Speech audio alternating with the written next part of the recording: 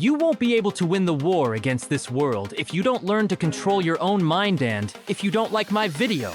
Self-discipline is what will truly lead you to success. 99% of people don't want to work hard on themselves, yet they want to live the life of their dreams. In the Marine Corps, they say, everyone wants to go to heaven, but no one wants to die. And that's absolutely true. The key to achieving any dream is self-discipline. Things like sports and proper nutrition are not so much about your body as they are about your mind. You need to learn to control your mind in order to be capable of doing what truly serves your best interests. In life, we all have to experience one of two types of pain, either the pain of discipline or the pain of regret. And I urge you choose wisely. If we live lazily and without discipline, we will inevitably face problems. If we lead a procrastinated lifestyle, easily giving in to emotions and acting on impulse, we will keep making bad decisions over and over again, decisions we will surely regret. It would be much better for us to start working on self-discipline right now, so that we don't have to carry the weight of regrets later. The most important key to success is the ability to finish what you start and to do it consistently. And to develop the habit of completing what you begin, you need discipline. If you truly want to change and become disciplined, the first thing you need to do is change your environment. For example, if you want to quit eating a certain type of food, it would be wise not to keep it in your house. After all, a new environment will foster change much better than the old one. Many people try to change. They want to start exercising in the morning, meditating, reading every day, doing something, but they don't realize they are trapped in routine. They don't see that they are burying themselves deeper and deeper each day by doing more and more meaningless things. I always tell people, stop scrolling on your phone in the first hour after you wake up. The first moments after waking up, your mind is completely clear. Be grateful for the day ahead. Think about your dreams, your goals, and your opportunities. Don't think about problems, you'll deal with them later in the day. Stop cluttering your mind when it's at its purest. After all, as they say, how you start your day is how you'll spend it. I believe many people struggle with decision-making. There's a serious study that states that a person can only make a limited number of good decisions in a day.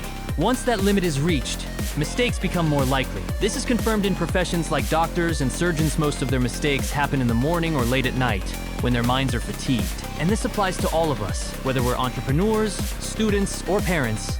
We all make a certain number of decisions every day. That's why people like Mark Zuckerberg always wear the same shirts and sweaters. They don't want to waste one of their limited decisions on what to wear. My goal is to systematize my life, to assign all my routine tasks to the first and last hours of my day. I consciously turn these routines into automatic habits so that I no longer have to think about them. These hours are for you for physical exercise, meditation, and affirmations. Because later in the day, when you're working with your team and clients, you need to be as focused and productive as possible.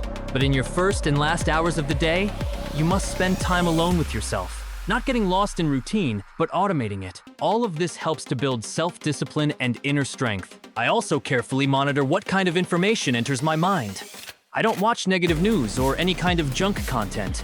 Every day, I read something useful because I want to grow and stay positive. This nourishes my mind and helps me find inspiration within myself.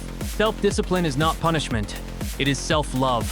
When you say that you love yourself, you imply a certain behavior toward yourself.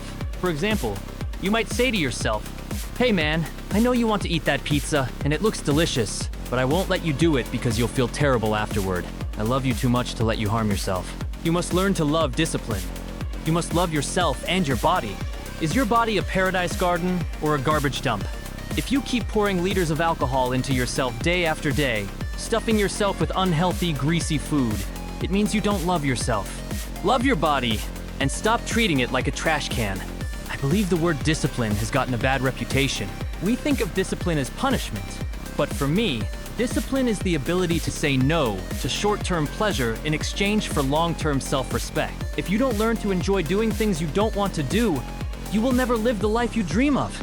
Self-love is when you say, "Man, I know you and this girl have chemistry, but you already have a girlfriend. I love you too much to let you destroy what you have." Self-love is when you say, "Hey, you have an exam on Monday. I know you want to go out with your friends on Sunday night, but if you fail that exam, you'll be mad at yourself. I love you too much to let that happen. And believe me, when you're old, you won't regret not watching another television series or not drinking more beer. You'll regret missing out on life because you wasted time chasing short-term pleasures. If you want to be happy, you must discipline your behavior by rejecting fleeting pleasures. Remember, the path to lasting happiness lies only through self-discipline.